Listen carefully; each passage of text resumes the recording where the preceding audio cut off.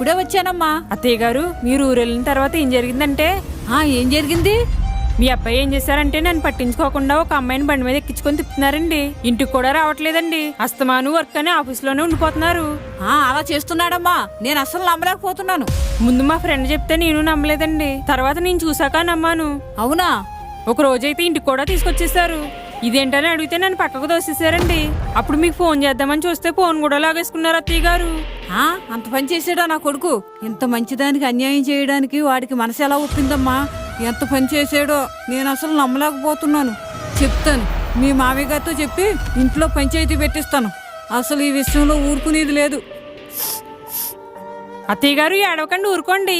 నీకింత జరిగాక ఏడకుండా ఎలాగుంటానమ్మా? నేను ఇలాగే ఏడిస్తే దిండు మొత్తం తడిసిపోయిందండి. దిండు అంటున్నావేంటమ్మా? ఇప్పుడు మీకు చెప్పిందంతా కల్లోనండి. మెలకు వచ్చి చూసేటప్పటికి దిండు మొత్తం తడిసిపోయింది.